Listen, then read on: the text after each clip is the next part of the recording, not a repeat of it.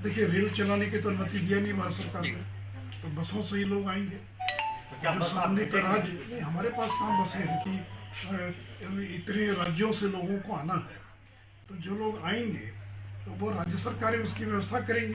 अभी आप जिनको सुन रहे थे वो हैं बिहार के उप मुख्यमंत्री, बीजेपी के सीनियर नेता सुशील कुमार मोदी। केंद्र सरकार ने हाल ही में एक गाइडलाइन जारी किया जिसमें केंद्र सरकार ने ये कहा कि राज्य सरकारें अपने राज्यों के वैसे लोग जिसमें छात्र हैं, तीर्थयात्री हैं या प्रवासी मजदूर हैं जो अपने राज्यों को लौटना चाहते हैं उनको बुला सकते हैं और उनको बुलाने के लिए इंतजाम कर सकते हैं। उसको लेकर के प्रॉपर गाइडलाइन केंद्र सरकार ने जारी किया।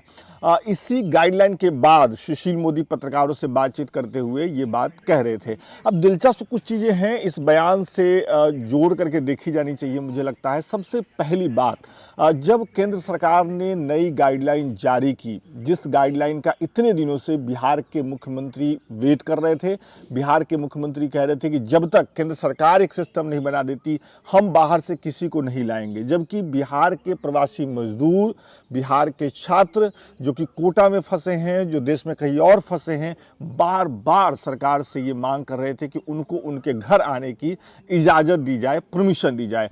आखिर केंद्र सरकार ने वो बात मानी। बिहार के मुख्यमंत्री नीतीश कुमार, खुद सुशील मोदी ने ट्विटर पे केंद्र सरकार का इसके लिए शुक्रिया अदा किया। लेकिन सवाल ये उठता है कि शुक्रिया अदा करने के कुछ ही घंटों बाद सुशील मोदी ये क्यों कह रहे हैं, क्यों उन्हें कहना पड़ा कि बिहार सरकार के पास बसें नहीं हैं कि वो अपने लोगों को लेकर के आए वापस। अगर बिहार सरकार के पास बसें नहीं हैं, बिहार सरकार के पास संसाधन नहीं है, बिहार में अस्पतालों की स्थिति ठीक नहीं है, बिहार में डॉक्टर्स की कमी है, तो इसके लिए जिम्मेदार कौन है? इसके लिए जिम्मेदार वही लोग हैं जो पिछले 15 साल से बिहार की सत्ता में हैं और मुख्यमंत्री नीतीश कुमार हैं।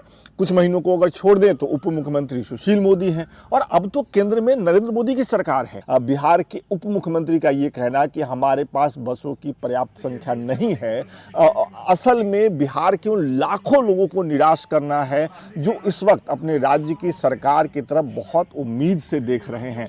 राज्य सरकार बार बार ये कहती है कि जो जहाँ है हम उनकी मदद करेंगे। मदद के नाम पर राज्य सरकार के पास जो एक बात बताने के लिए है वो ये है कि हम लोगों के अकाउंट में 1000 रुपया दे चुके हैं। आप यकीन मानिए कि 1000 रुपया क्या 40 दिनों के लिए काफ़ी हो सकता है? या 1000 रुपया देने के बाद किसी को आप उसके घर से दूर रख सकते हैं जब सब कुछ बंद है? तो ऐसी स्थिति में मुझे लगता है बिहार सरकार को अपने राज्य में संसाधन पैदा करने के बारे में सोचना चाहिए, इंतजामों के बारे में सोचना चाहिए। बार बार सामने से आकर के ये नहीं हो सकता, ये नहीं कर सकते कहने से बचना चाहिए, क्योंकि आप एक राज्य सरकार के मुखिया हैं।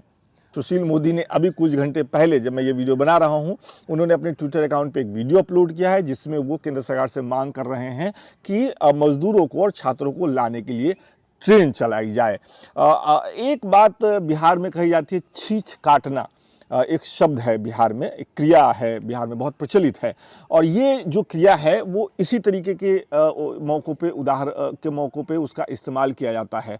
जब आपका कुछ करने का मन ना हो, जब आप कुछ करने की स्थिति में ना हो और साफ साफ मना ना कर पाएँ तो तरह तरह के बहाने बनाते हैं और उसी के लिए कहा जाता है छींच काटना। केंद्र सरकार को 1 घंटे में शुक्रिया बोल दें और उसके 4 घंटे बाद आकर के कह दें कि नहीं भाई साहब हम आपको नहीं ला सकते, आप जैसे पहले आए थे ठेले से, साइकिल से, पैदल, वैसे आ जाइए। रास्ते में अगर आपका एक्सीडेंट हो जाता है तो कोई बात नहीं, हम कुछ लाख रुपया मुआवजा आपको दे देंगे। मुझे लगता है राज्य सरकार की ये जो कार्यप्रणाली है उसमें बदलाव आना चाहिए। आप पता नहीं आप क्या सोचते हैं, आप जो भी सोचते हैं कमेंट बॉक्स में लिख सकते हैं, अपने दोस्तों को ये वीडियो भेज सकते हैं। अगर आप हमसे असहमत हैं तब भी अपनी बात रख सकते हैं। और एक बात, एशियाविल हिंदी फेसबुक पे, यूट्यूब पे, टिकटॉक पे, शेयर चैट, हेलो, हर सोशल मीडिया प्लेटफॉर्म पे है। आप हमें वहाँ जा कर के फॉलो कर सकते हैं, अपनी बात हमसे कह सकते हैं। बहुत बहुत शुक्रिया।